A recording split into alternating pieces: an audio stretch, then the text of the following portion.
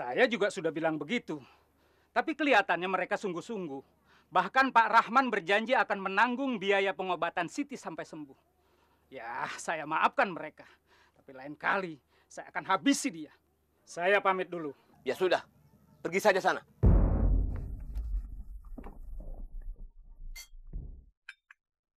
Dasar manusia pelin-pelan, tidak punya pendirian. Nanti kalau satu kampung ini sudah kemalingan semua, baru tahu rasa kamu.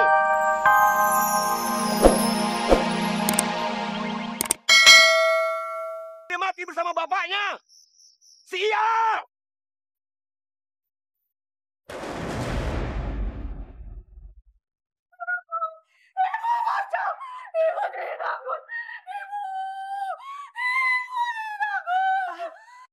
Bagaimana ini, Pak?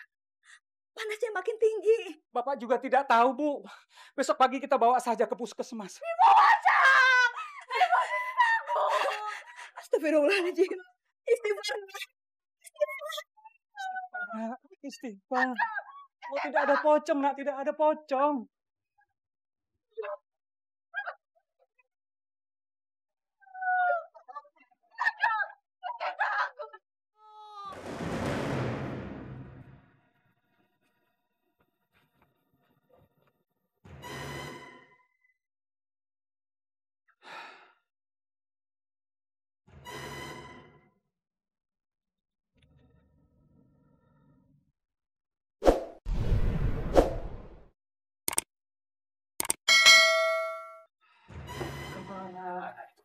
Sudah hampir tengah malam begini, belum juga dia pulang.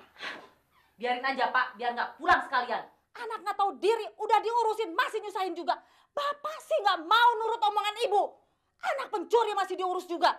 Jadi masalah kan? Bu, jangan bicara begitu. Nanti kalau Wahono dengar, dia pasti sedih, Bu. Pak, dia juga tidak pernah mikirin perasaan kita. Ngapain kita mikirin perasaan dia? Sejak dia tinggal di rumah kita, warga kampung sini agak menjauhin Bapak. Mereka tuh sudah tidak menghormati Bapak lagi sebagai kepala desa. Wibawa Bapak itu jatuh gara-gara Bapak mengangkat dia sebagai anak. Jangan begitu, Bu. Walau bagaimanapun juga, dia sudah menjadi anak kita. Jadi apa yang dia lakukan di luar sana, itu juga menjadi tanggung jawab kita. Tugas kita sebagai orang tua adalah menasihati dia, Bu. Pak, kalau dia di luar sana mencuri, apa Bapak tidak malu? Lihat nih, Pak, dia sudah berani mencuri sprei Ibu. Nanti harta kita habis, Pak. Dasar keturunan maling, tetap aja maling. Bu. Lihat nih, Pak, sprei Ibu jadi kotor lagi. Padahal tadi pagi Ibu sudah mencucinya. Maafkan saya, Bu. Nanti akan saya cuci kembali sprei itu. Saya hanya meminjamnya sebentar untuk bermain. Tidak bermaksud mencurinya. Pinjam. Kalau nggak ketahuan Bapak, pasti sprei ini bawa kabur sama kamu kan? Iya kan? Dijual sama kamu? Enggak, Bu.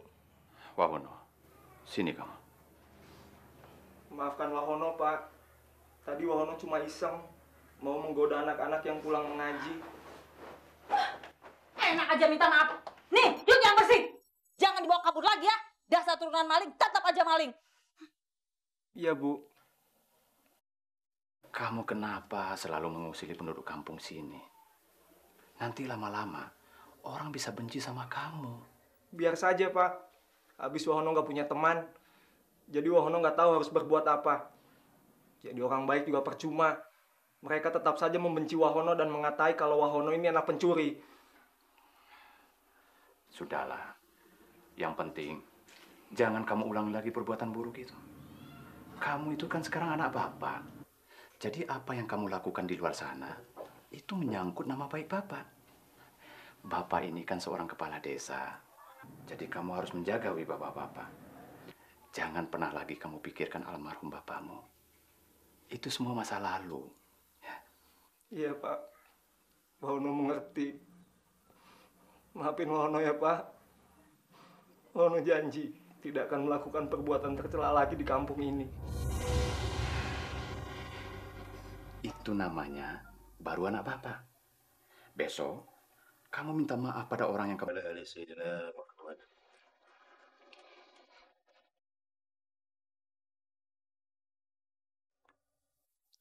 Minumkan air ini begitu Siti bangun. Insya Allah Siti akan sehat kembali. Terima kasih, Pak Haji. Sama-sama. Saya pamit dulu. Mari Pak Haji, mangga.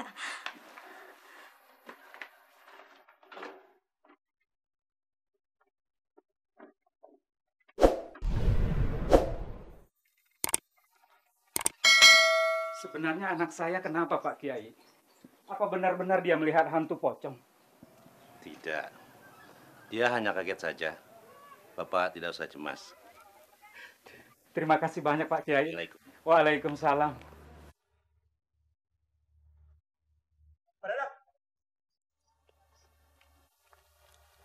Ada apa sih? Kok sampai Kiai Mukhtar datang ke sini? Siti Pak Teja, waktu pulang mengaji dari masjid, tiba-tiba saja jatuh pingsan. Wajahnya sangat ketakutan. Mulutnya terus saja mengigau, menyebut-nyebut hantu pocong. Oh itu betul Pak. Untung saja Jubaidah tidak apa-apa. Semalam Jubaidah bercerita. Katanya dia bersama Siti dan Maryam ditakut-takuti oleh Wahono. Anak angkatnya Pak Rahman itu. Wahono pura-pura jadi pocong dan menakut-nakuti mereka ketika melewati kuburan.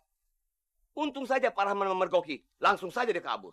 Akan kuberi pelajaran anak maling itu.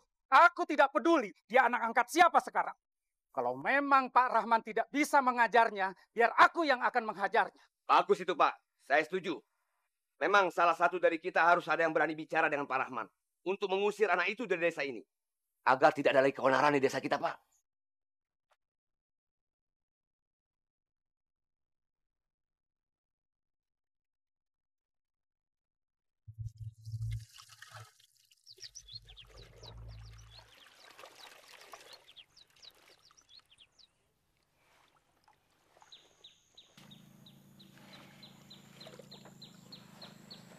Akhirnya bersih juga.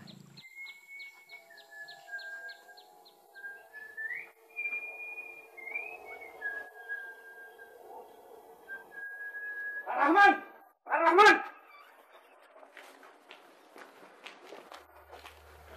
Ada apa, Pak? Pagi-pagi kok kelihatan panik begini? Mana anak maling itu? Di mana dia Bapak sembunyikan? Siapa yang Bapak maksud? Bapak jangan coba-coba sembunyikan dia ya. Kalau sampai saya ketemukan, awas. Bapak mau cari siapa? Pagi-pagi udah labrak rumah orang. Tidak tahu sopan santun.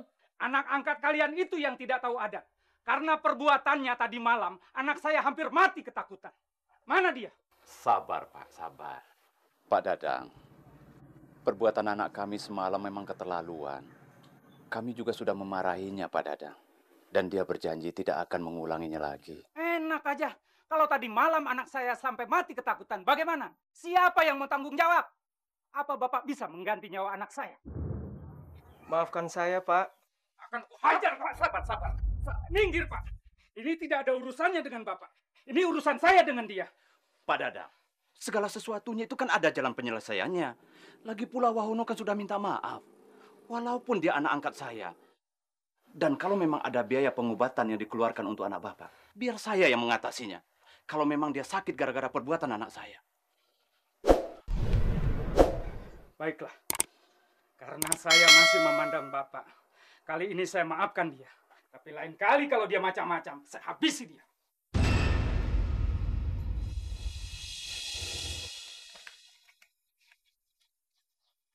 Maafkan Wahono, Pak. Karena Wahono Bapak jadi diomeli oleh orang kampung. Nggak apa-apa. Yang penting, kamu sudah menyadari kesalahan kamu. Dan tidak mengulanginya lagi, ya? Iya, Pak. Wahono janji. Wahono tidak akan melakukan perbuatan tercela lagi di kampung ini.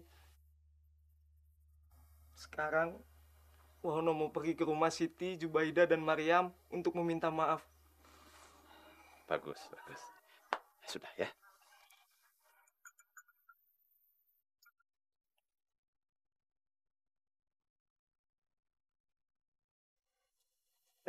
Pak. Mampir dulu. Iya, Pak Teja. Bagaimana? Sudah ketemu dengan anak itu? Lalu tanggapan Pak Rahman bagaimana? Mereka sudah minta maaf. Kok gampang sekali sih dia minta maaf? Lalu kalau anak-anak kita mati bagaimana? Saya juga sudah bilang begitu. Tapi kelihatannya mereka sungguh-sungguh. Bahkan Pak Rahman berjanji akan menanggung biaya pengobatan Siti sampai sembuh. Ya, saya maafkan mereka.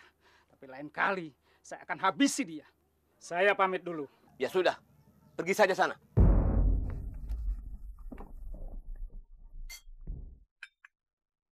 Dasar manusia pelin-pelan. Tidak punya pendirian. Nanti kalau satu kampung ini sudah kemalingan semua, baru tahu rasa kamu.